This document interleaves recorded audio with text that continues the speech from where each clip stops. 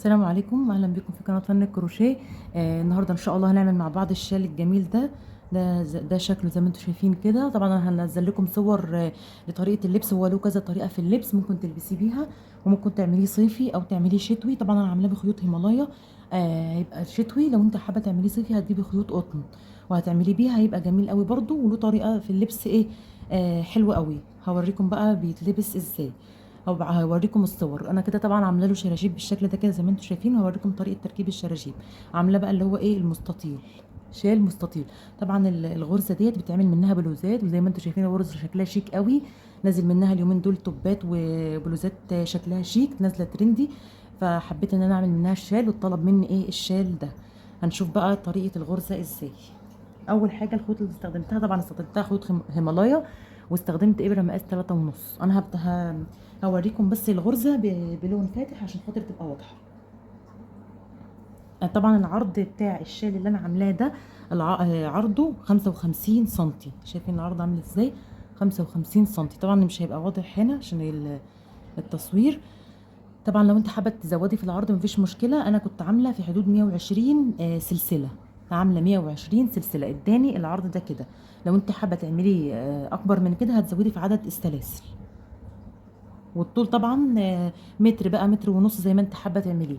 اول حاجه هعمل عقده البدايه. انا هشتغل معاكم بلون فاتح عشان التصوير يبقى واضح معايا والغرزه تبقى واضحه كده. وهعمل عدد من السلاسل. طبعا انا هنا هعمل عدد عشوائي من السلاسل عشان خاطر يبقى ايه اوضح لكم التصوير بس. اهو عدد من السلاسل اهو. وانا كده عملت عدد من السلاسل. هلف الخيط على الابره وهقلب السلسله زي ما انتم شايفين، وهشتغل في الكيرف بتاع السلسله اللي ورا ده كده. هسيب واحد اتنين وهروح على التالتة. شايفين ده كده الكيرف ده كده. انا بقلب السلسله عشان خاطر يبقى الشغل معايا مفرود، والشال معايا يبقى الحرف بتاعه مفرود. لو انت حابه تعملي كده، لو انت مبتدئه ومش حابه تعمليها اعمليها عادي خالص مفيش مشكله، اعملي عادي في السلسله. بس انا حبيت ان انا اقلبها كده، وهي طريقتها سهله جدا زي ما انتم شايفين. الكيرف اللي تحت ده كده هتعملي فيه. هدخل بقى اعمل عمود بلف. سبت اول اتنين وهدخل اعمل عمود بلفه، وبعدين هاخد سلسله بعد العمود بلفه والف الخيط على الابره، وهسيب غرزه سلسله تحت واحده، وهدخل في اللي بعدها اعمل عمود بلفه. يعني انا بسيب عمود سلسله قصدي تحت اللي انتوا شايفينها دي كده، وبعمل سلسله فوق. يبقى بعمل بعد العمود باخد سلسله وبلف الخيط على الابره، بسيب سلسله تحت في السلسله اللي تحت، وبروح على السلسله اللي بعدها اعمل فيها عمود بلفه واخد سلسله. طبعا انا مش حابه الفراغات تبقى واسعه. لو انت حابه الفراغات واسعه هتعملي اتنين سلسله تحت واتنين سلسله فوق. لو انت حباها واسعه قوي، انا مش حباها ليه تكون واسعه فهعملها كده. هتسيب سلسله بعد ما عملت العمود، خدت سلسله اهو، هسيب سلسله تحت وادخل في السلسله اللي بعدها واعمل عمود بلفه. بس سلسله والف الخيط على الابره، اسيب سلسله، ادخل على اللي بعدها اعمل عمود بلف. طبعا اللون ده واضح عشان اللون التاني اسمر ما كانش هيبقى واضح معايا. بسيب سلسله وادخل على اللي بعديها اعمل عمود بلف. طريقته سهله جدا اهو. واخد سلسله والف الخيط، اسيب سلسله تحت وادخل في دي اعمل عمود بلفه. طبعا انا كنت عامله من الغرزه دي عامله منها توب كده جميل قوي، فهبقى اسيب لكم اللينك بتاعه تحت. عامله من نفس الغرزه دي كده توب على القناه.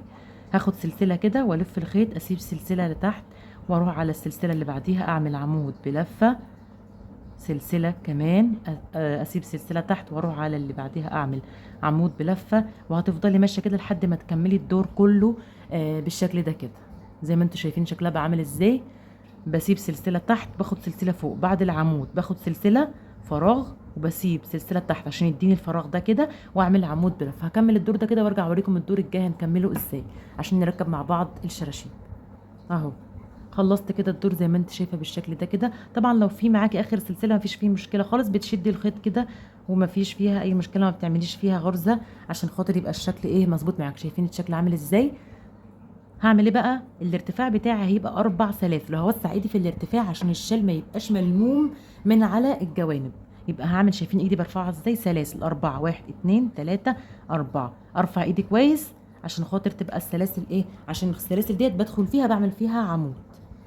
بعد كده في الادوار اللي جايه هلف الخيط. طبعا انا عملت 4 علشان خاطر في سلسله منهم ايه هنعتبرها اللي هي ايه الفراغ ده. فادخل بقى على العمود، هعمل عمود بلفة اهو، واخد سلسلة برضو والف الخيط على العمود، عمود بلفة، سلسلة. ده كده الدور التاني، وهتفضلي ماشيه بقى بقيه الادوار كده، عمود بلفه على العمود، سلسله، عمود بلفه على العمود، سلسله، عمود بلفه على العمود. ودي كده طريقه الشال، طريقته سهله جدا زي ما انتم شايفين، وشكله بيبقى شيك قوي في اللبس. وهوريكم بقى ستايلات اللبس بتاعته في الصور.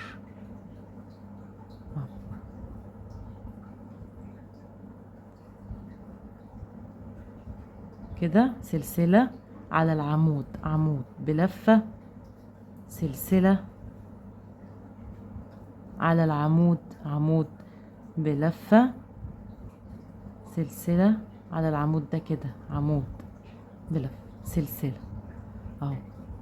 ده كده ايه الارتفاعات اللي احنا بنرتفعها ديت كده اخر غرزة كنا عاملينها. ده مش الارتفاع، اخر غرزة هندخل فيها كده ايه ونعمل عمود بلفة. وما ننساش الغرزة دي عشان خاطر الشال يبقى مظبوط معاكي من الجوانب بتاعته. بس كده هترتفعي بقى الاربع ارتفاعات بتوعك، الاربع سلاسل، وتكملي بقى كده في الشال رايح جاي لحد ما يوصل معاكي بقى للطول اللي انت حابه تعمليه. طبعا ده كده الارتفاع بتاعنا. الارتفاع برضو بندخل فيه السلسله اللي هي التالتة دي كده، وبنعمل فيها العمود بلفه، وبنرتفع الايه الاربع سلاسل. شايفين كده شكله عامل ازاي؟ شكله شيك زي ما انتم شايفين كده. الغرزه بتاعته جميله قوي، وانا كنت عامله منها توب كده جميل. هوريكم بقى، هبعت لكم وهنزل لكم اللينك لو انتم حابين تعملوه. ده كده الشكل بتاعنا. هنشوف بقى طريقه تركيب الشراشيب، هي طريقتها سهله جدا، وانا كنت عاملاها في فيديوهات قبل كده، بس ممكن اعملها معاكم برضو واوريكم طريقتها دلوقتي. طبعا الشراشيب انت هتجيبي كتاب عندك كبير، وهتمسكي الكتاب او الكراسه بتاعتك، وهتلفي عليها الخيوط بالطول، وهتلفيها عليها بالطول كده، زي ما انت حابه يعني تعملي الشراشيب طويله او تعمليها صغيره على حسب ما انت حابه. انا باخد بقى بعد ما بعملها زي ما انتم شايفين كده وبقصها بقى من على الكتاب، بيبقى طولها بالشكل ده كده، بتنيها تانية كده اهو. دول معايا 5 فتلات، معايا 5 فتلات. باجي بقى من هنا بسيب ايه 2 فراغ، وبدخل فيه التالت العمود كده زي ما انتم شايفين الخيط اهو، بلفها على الابره كده وبسحب، او ممكن بصباعك عادي، بسحب بالابره كده وبركب الشراشيب بالشكل ده اهو. بسيب 2 فراغ، يعني بعمل ما بين الشرشوبه والتانيه بسيب فيها 2 فراغ. لو انت حباها تمليها كلها براحتك اهو.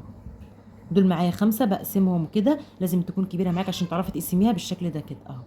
وتيجي بقى في الفراغ ده كده بالابره، تدخلي الابره كده ومعاكي الشراشيب على ايدك، تسحبيها، تسحبي بقى كده جوه الفراغ، وتاخديها بالابره بالشكل ده كده اهو. بس كده شايفين طريقتها سهله جدا وتركيبها سهل قوي اهو. شايفين الغرزه عامله ازاي؟ بصي بقى الاحراف بتاعه الشال مظبوطه معاكي متساويه، والحرف برده من ده كده لما انت بتقلبي السلسله وبتشتغلي عليه بيبقى متساوي جدا ومظبوط معاكي قوي زي ما انت شايفه كده. يا رب الفيديو يكون عجبكم، وطبعا ده حاجه بسيطه كده سهله حبيت ان انا اعملها معاكم. يا رب الفيديو يكون عجبكم. ما تنسوش بقى تكتبوا لي تعليق حلو او كومنت حلو كده في الفيديو، تقولوا رايكم في الشال. ما تنسوش بقى تشتركوا في القناه وتعملي لايك للفيديو. السلام عليكم.